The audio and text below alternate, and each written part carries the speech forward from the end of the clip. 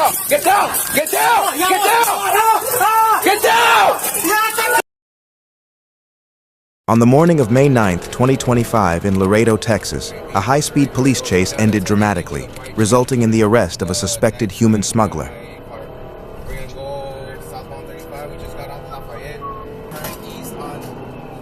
The incident began when Texas Department of Public Safety, DPS troopers, attempted to pull over a white Dodge Challenger near Mines Road.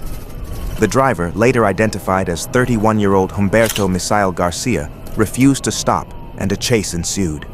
Reaching speeds of up to 100 miles per hour, Garcia led troopers on a dangerous route along Interstate 35 and through residential neighborhoods, severely endangering public safety.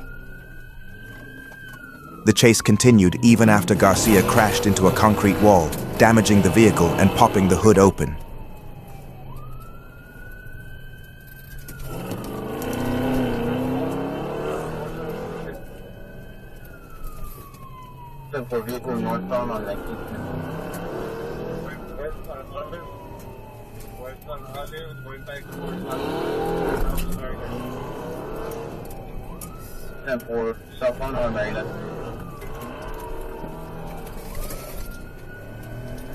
He eventually ran a red light at the intersection of East Calton Road and Marcella Avenue, colliding with another vehicle.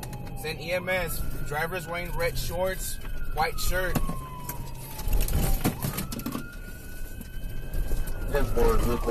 Garcia then abandoned his damaged car and attempted to flee on foot before a trooper subdued him with a taser and took him into custody.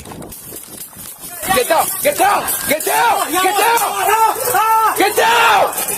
Turn around! Turn around! Turn around! Turn around! Turn around! ¡Ya, carnal! ¡Mira, güey, me lastimaste, güey!